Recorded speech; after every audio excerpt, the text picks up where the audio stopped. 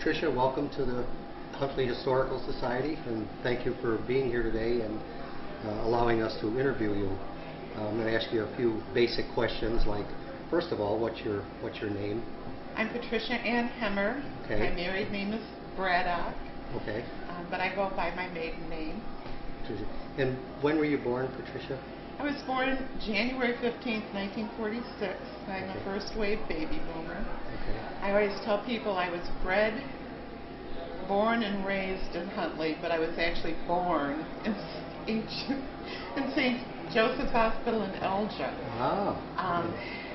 Back in the day, and then came home about a week later, and that's what I was going to ask you if you were. My next question was going to ask you if you were born at home, or like a lot of people, or at that time. I think a little later people were going to the hospitals. So you were born in St. Joseph's. Yeah, my older brother was born at home at the kitchen table, and I always tease him about that because now he doesn't like people to know that. I think it was pretty common then, though, you know, especially in the smaller town things. It was. And now you grew up in Huntley? I grew up in Huntley on our family farm. Okay. My father's family had settled in Hampshire Township, just outside of Hampshire, off of Briar Hill Road back in 1850, and then his father was born in 1852, George Hemmer, and he was raised in that area. The family has always farmed. We still have a family home farm on Briar Hill Road, just about 6 miles from where I live now.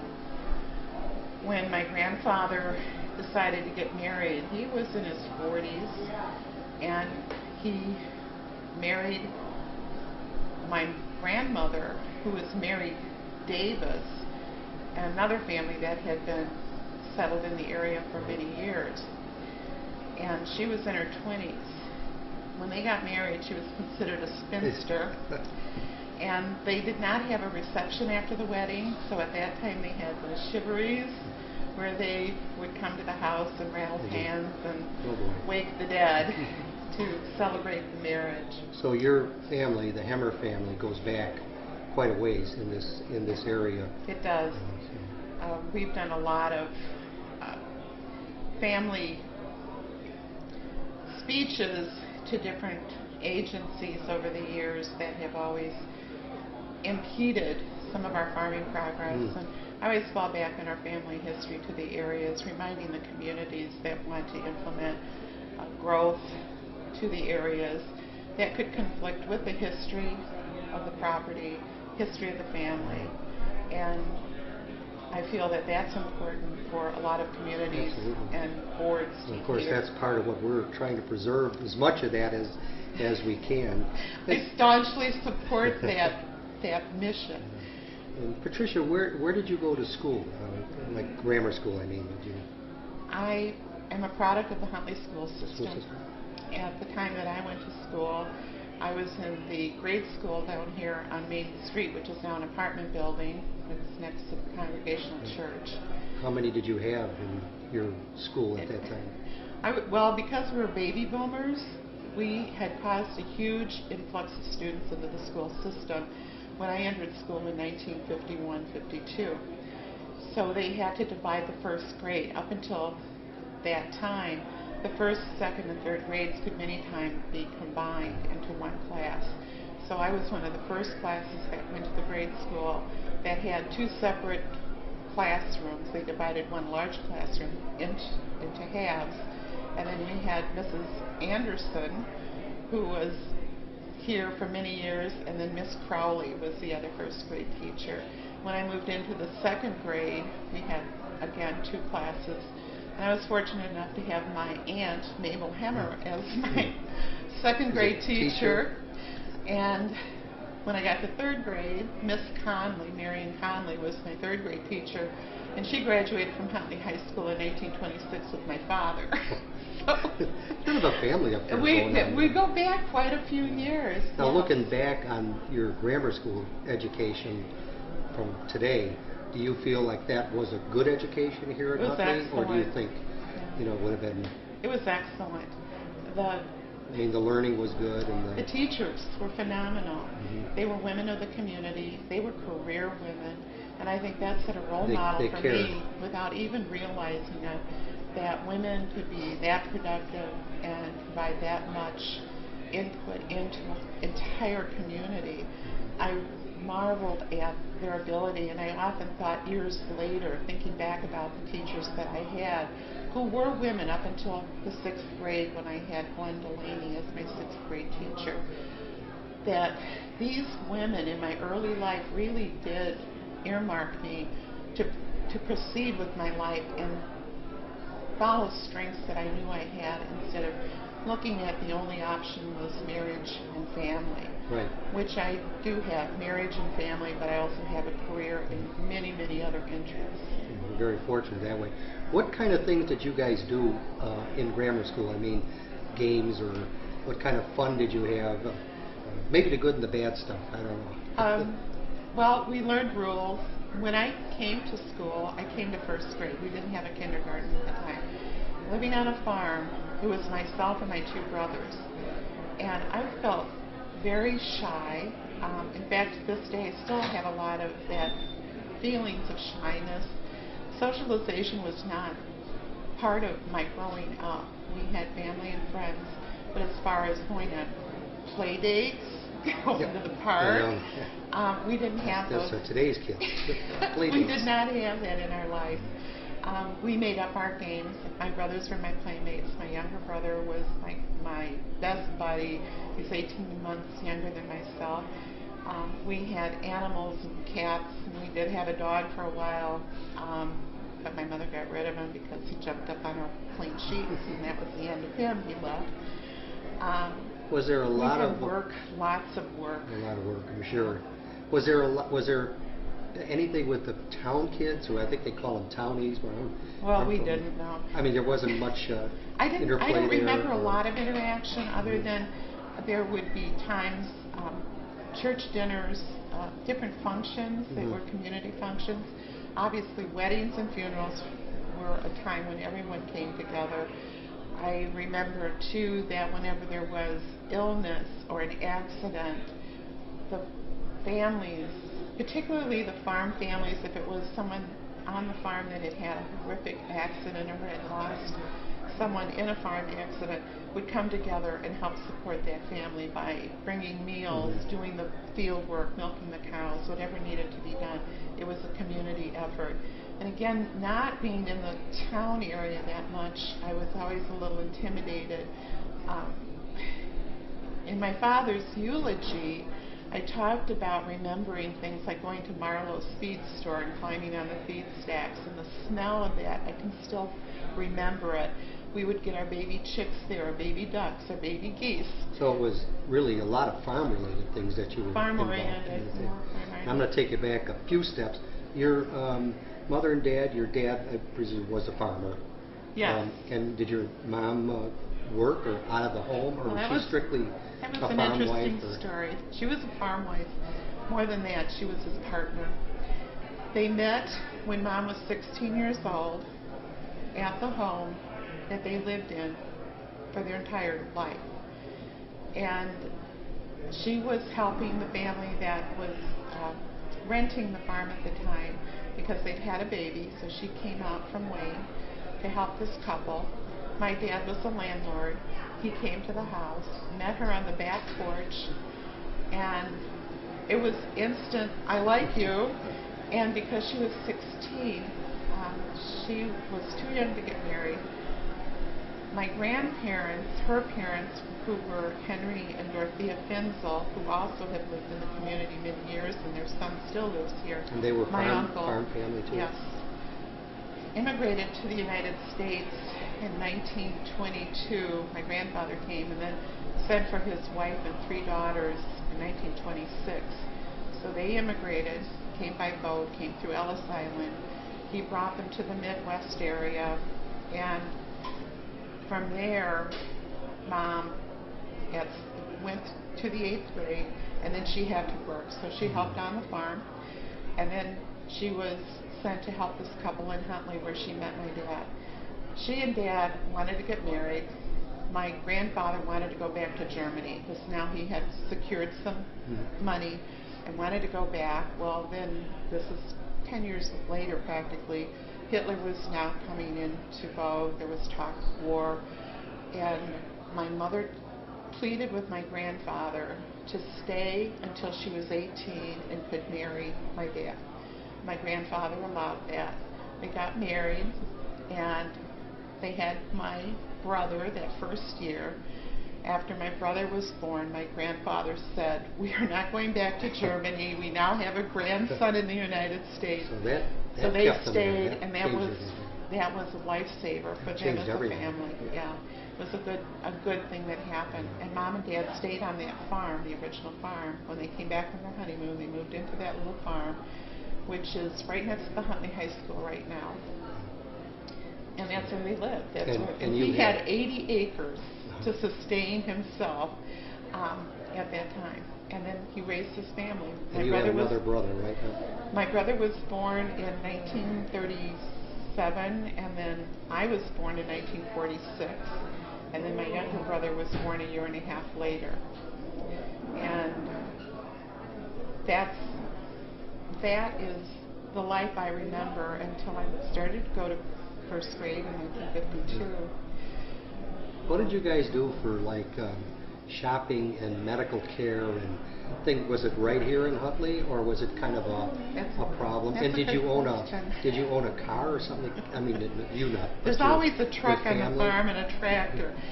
We always had a truck, a smaller truck, and I remember the one that I learned to drive in was a 42 red Ford, and it was perfect. It had a stick shift, so that's how I learned. Out in a 50-acre field, you're not going to bump into anything. But I had always been driving tractors since I was about 7 or 8 years old, so driving wasn't a big deal. Not a big change. Yeah, it wasn't a big deal. The thing was that now I had to drive on a road and stay on one side. And you had to steer it. Go all over.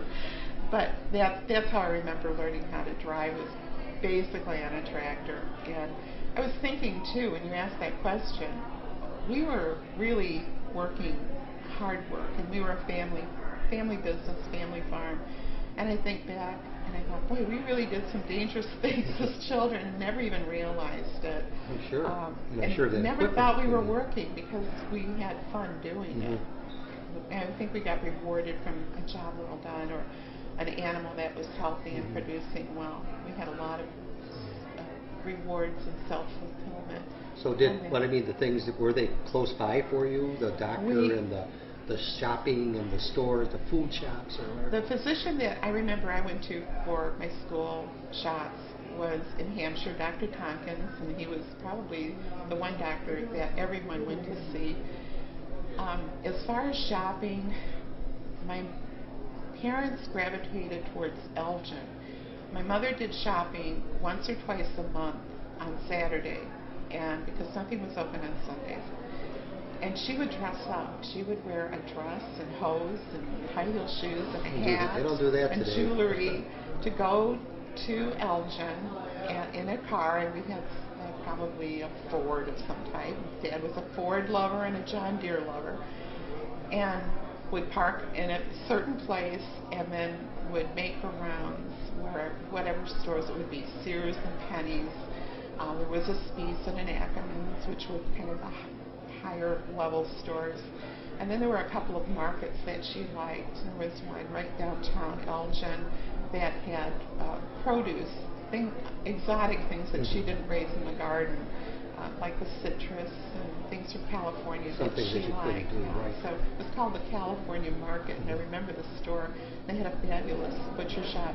We did most of our meats through Dry Miller and Cray, which is in Hampshire, and they were a purveyor of fine meats. They did the butchering. We raised our own food. We butchered our own animals, our cows, pigs. We did our own butchering on many things, such as the chickens, ducks, geese, poultry. Did you personally learn any of that, or could you do all that? You could do all of that? I can skin a rabbit and I can clean a fish. So you did have to. You pretty much probably had to learn all of that. Yeah, I did that. My mom and I, when my brothers would go hunting, they'd come home with a rabbit. She and I would be in the basement skinning it. If we would hit a nest of pheasants, or we would hit the mother, let's say with the mower, hay mower, and that was usually a brutal accident. We knew that the reason that she was trying to fend us off was that there was a nest somewhere. So my dad would kill the pheasant because she was mutilated. We would bleed her out, we'd bring her home, we'd eat the pheasant, and then we would harvest the eggs from her nest, bring those home, and put them under setting hens, which were called clucks.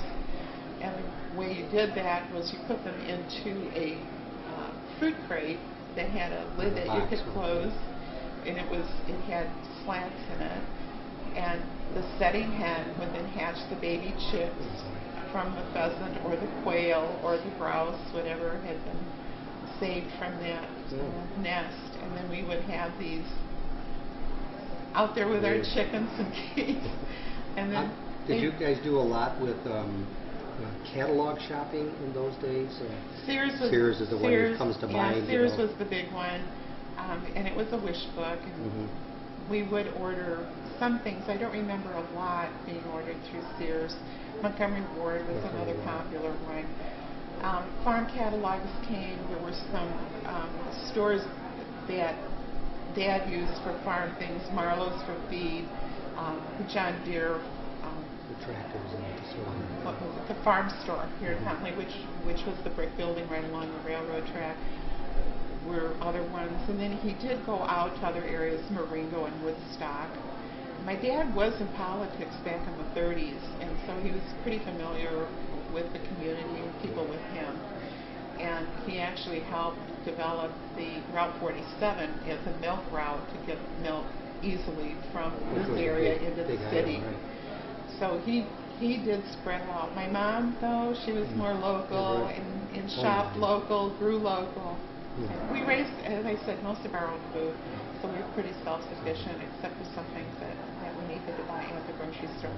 But as far as clothing, I sewed some in high school. Mom sewed a little, but we basically were Elgin, Sears, and Penny's. I remember those distinctly because I look forward to it.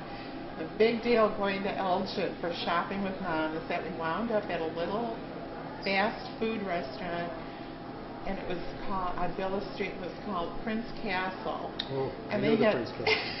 And they had... One in a million. Oh, man. They had the best little hamburgers, but the most unique thing they had were their square ice cream cones. I do remember that, too. And that was how we ended our day. We'd get a little hamburger and a square ice cream cone. What was high school like in growing up in Huntley? You, I presume, went to the Huntley High School. Yes, I did. And that was a relatively small group, too? Or? That was small. I did not go to the old high school, which is now gone. It was the new high school, which included both the grade and the high school. And that's gone now, too. But the class that I was in by that time had dwindled. We had about, I want to say, 27 in our class.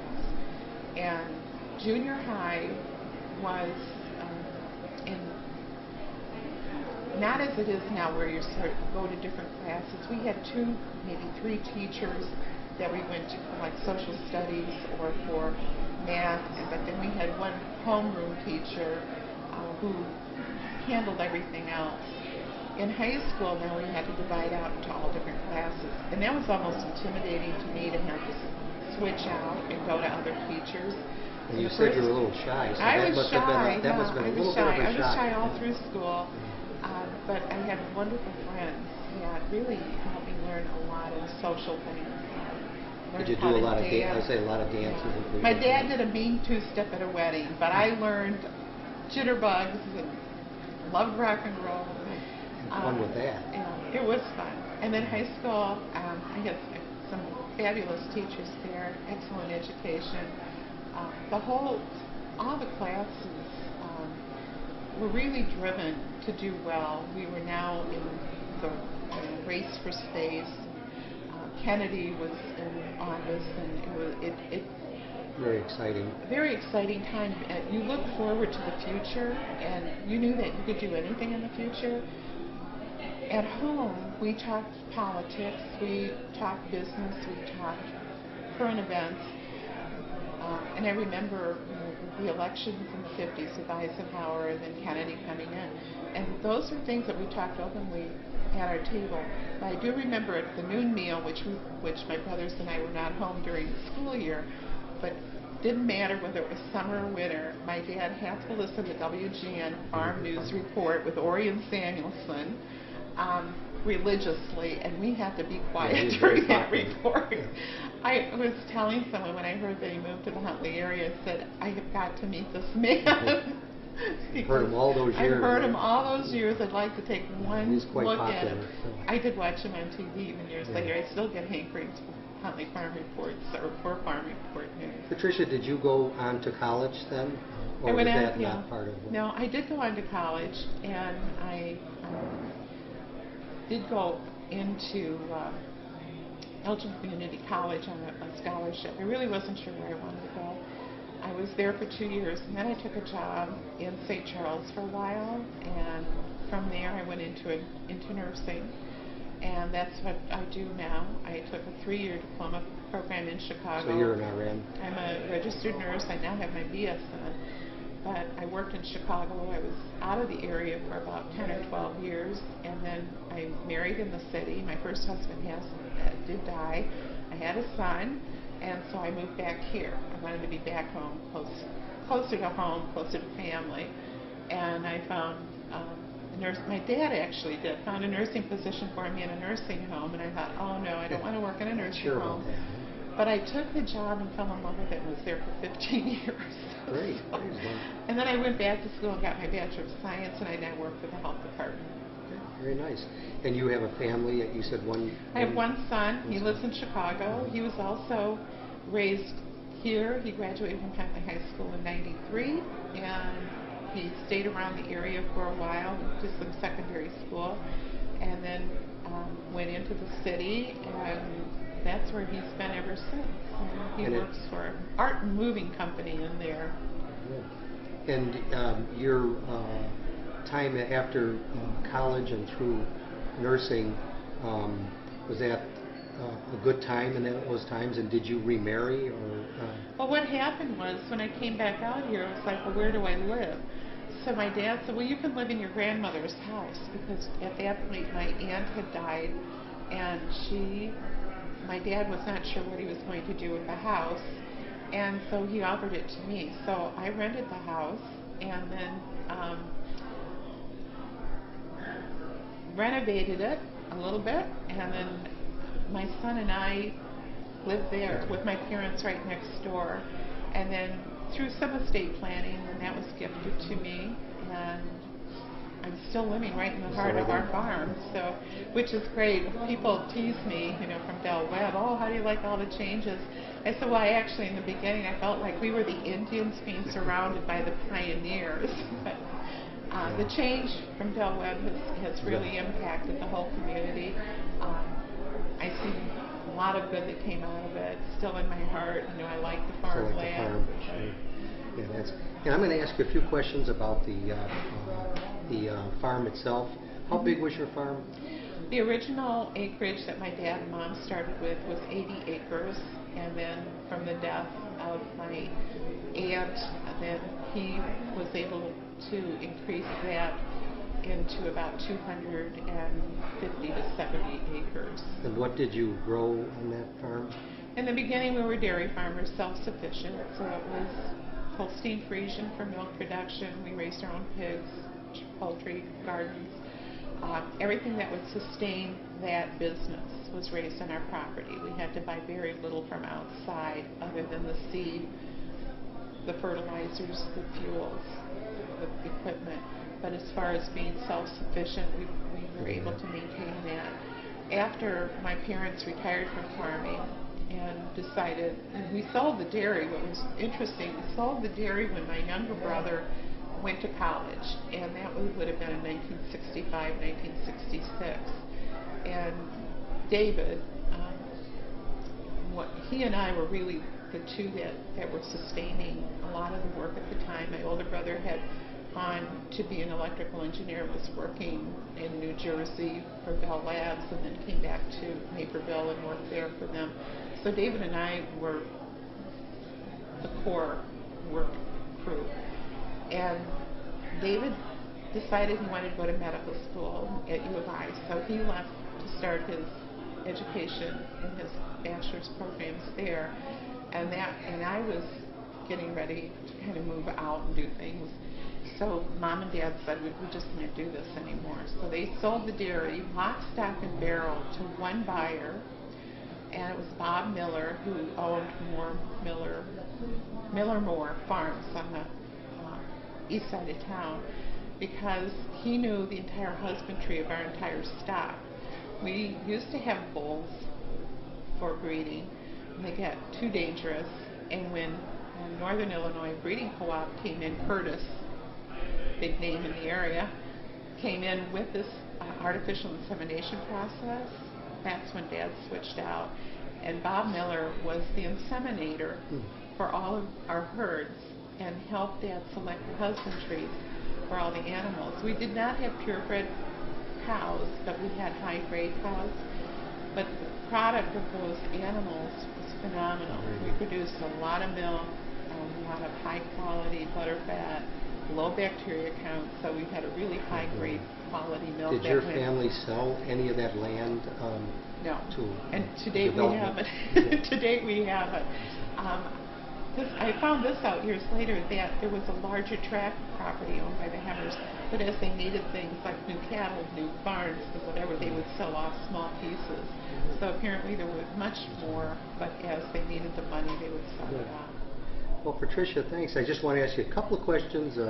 You have flowers here, and that's from your. Yeah. As I live in my grandparents' home, the house has the foundation has an inscription that it was started in 1875 or 78, and these are the plants that are still growing from my grandmother's yard. The white ones are called snowballs, and when I walked in, Francis Kreitzer says, "Oh, your snowball plant is blooming." It's a really old plant, and I can't believe the thing still survives. And then I picked some honeysuckle, which I picked as a girl from some of the same areas. And then those little purple things are called Sweet Williams, and they're an invasive plant, but I have millions of them on my property. And people stop every year when these are in bloom because it's breathtaking, and the scent is unbelievable. So people will walk through because they can't believe that these are real flowers. So I just thought it would be fun to bring them in. That's nice. We appreciate it. Very, very pretty. And I have to ask you about your necklace. Oh, it's my mom's necklace. I was beautiful necklace. Telling Nancy when I came in, when I received the questionnaire as far as what are some of my memories, I put off doing it because it's one of those bittersweet tasks we're asked to do in our lives at times. And I remembered my mom saying when she and Dad celebrated the 50th wedding anniversary and we wanted to give them a party, she said, "I don't want a party because it brings back too many good memories, but I don't want the bad memories." People that weren't going to be there, all the things that they had to go through their lives during the war, the Depression and the war, and then after the war, and it was more than she really wanted to deal with. So I wore her necklace today because I thought she'd appreciate having this done. Patricia, thank you very much. I appreciate you being here and giving us the interview. We've enjoyed having you here. I'm really happy you're doing this. Thank you. We appreciate that too. Thank you, Patricia. Thank you.